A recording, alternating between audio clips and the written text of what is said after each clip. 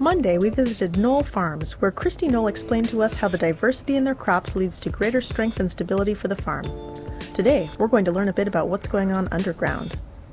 The Knolls liken soil to a bank account. If all you do is take from it, if you don't keep contributing to the account, it will eventually run dry. Keeping with their model of emulating nature, the Knolls don't use chemical fertilizers, pesticides, or herbicides. Rather, they seek to create a balanced ecosystem like that you might find in a forest or a jungle.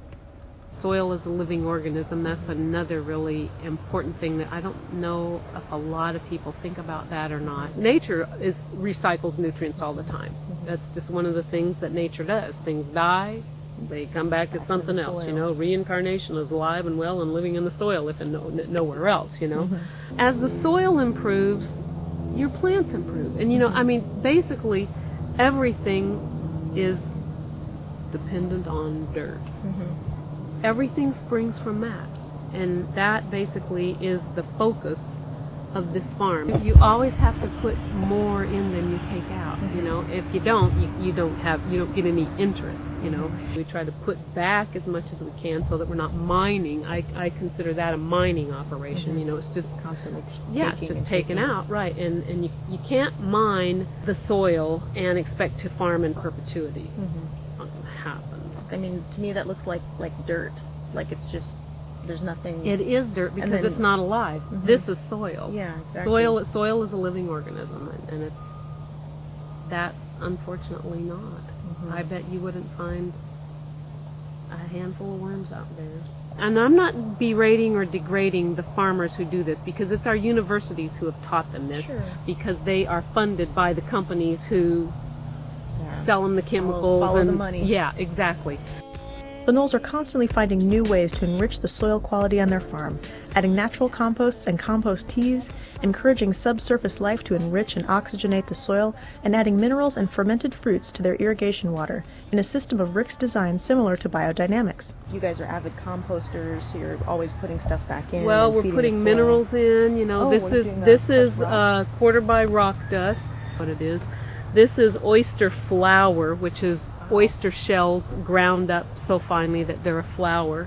The stuff in the bag here and over here in these piles is it's a volcanic rock powder. It's so fine. It looks like cocoa. I always want to eat it, and it's just gorgeous. Rick Knoll has a PhD in organic chemistry. He told us a bit about the helpful role microbial life plays in different organisms, including humans. And one of the powerful things about food like this is that we take a lot of care to nurture the organisms that are on the farm that then are on the food that then get inside of you and become beneficial for your biochemistry. One of the criticisms of vegetarianism is that there's not enough B12 in the diet, so you're supposed to eat meat. Right? Well, there are bacterium that live in your intestines that synthesize B12 for you if you're a healthy person. So from synthesizing enzyme systems for you to helping you metabolize your food to creating antibiotics to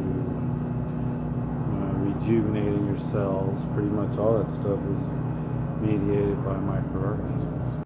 We asked them what advice they might have for creating a more diverse and sustainable garden at home. Soil, I think anyone who farms and who wants to do it well needs to make, and this goes for backyard gardeners too, make the soil your focus.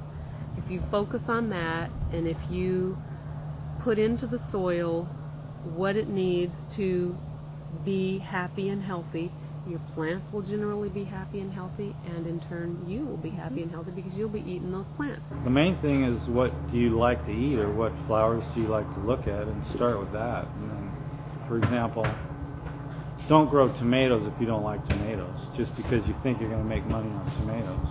Grow something that really does it for you, and then you'll be able to connect with it, and then you'll be able to interpret what the changes mean, and what the garden needs and all that sort of thing.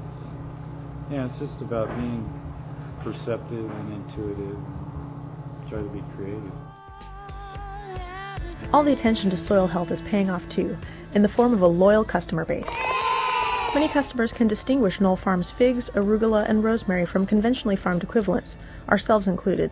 Their produce has a distinctive, robust flavor, and we endorse it and them wholeheartedly. Such time.